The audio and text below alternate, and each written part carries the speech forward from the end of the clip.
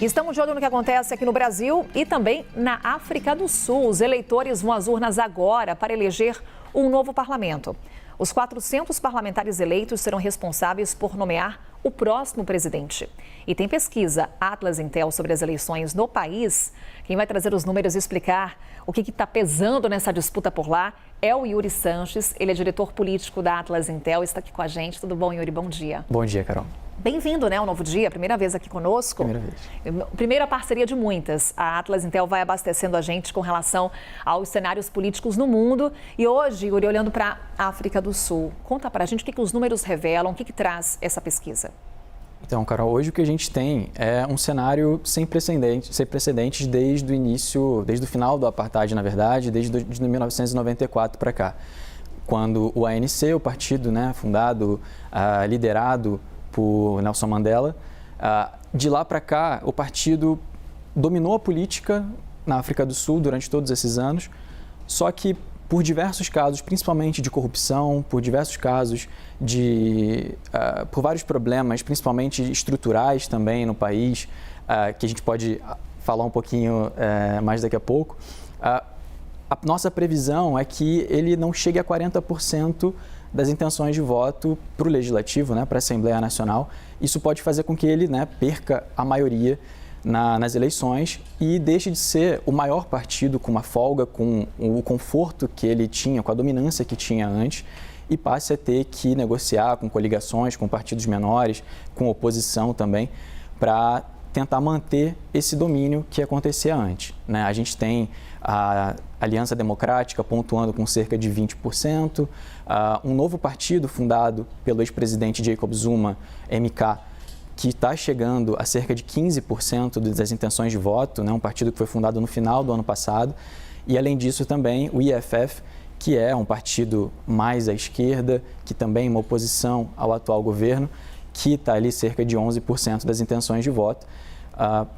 E na nossa pesquisa, né, apesar dessa queda nas intenções de voto, da dominância do ANC, né, o Congresso Nacional Africano, o antigo partido do Nelson Mandela e do atual presidente Cyril Ramaphosa, apesar dessa queda, isso não se traduziu em um crescimento tão expressivo assim da oposição, da Aliança Democrática, nem do EFF. E aí isso tem um cenário político em que a corrupção é um grande fator, a imagem dos políticos está muito desgastada, então não existe uma confiança também dos eleitores de que as opções da oposição são tão melhores assim. Seria um abandono da política, Yuri? É um pouco esse o clima do eleitor na África do Sul? De certa forma, sim. Para mais de 70% da população, o principal problema é desemprego, é corrupção e também algumas questões mais de infraestrutura, principalmente relacionado à energia elétrica no país, que vinha sofrendo por vários blackouts. Então, dentro desse contexto de uma corrupção muito generalizada, uma percepção muito forte, os sul-africanos ainda estão tentando se reorganizar, olhar os novos atores. E isso faz com que boa parte dos votos também, né, que vinham do Congresso Nacional Africano, os eleitores estejam olhando para partidos minúsculos, partidos menores. A gente tem nessa eleição cerca de 52 partidos cadastrados. É um número bastante alto. E essa distribuição dos votos acabou sendo bastante fragmentada para esses partidos mais nanicos, que muitos deles são recentes também, mas também no crescimento do partido do MK, do Jacob Zuma, principalmente, né, em KwaZulu-Natal, que era uma fortaleza anterior do ANC. Então, é um grande desafio. Hoje, o ANC perde a maioria das intenções de voto em KwaZulu-Natal, que era sua fortaleza, sua base natural, para o partido novo, para o MK, do Jacob Zuma. Então, são vários desafios que o presidente Cyril Ramaphosa está tentando ultrapassar. Não deixa de ser a retomada de nome já conhecido da população, né, Yuri? Quando a gente vê esse crescimento de um partido novo, mas que está liderado aí por um político já conhecido. Exato, exato.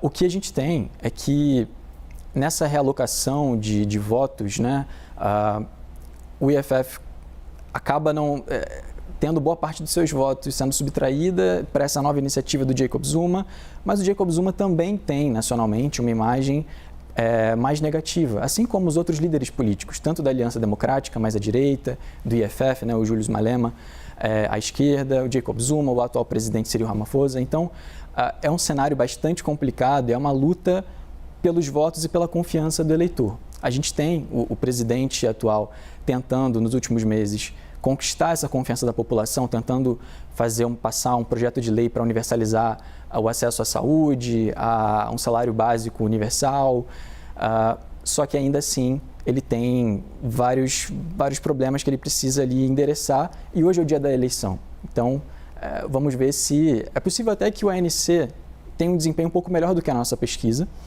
porque por conta da memória das pessoas, né, do partido durante tanto tempo no poder, uma base política muito forte.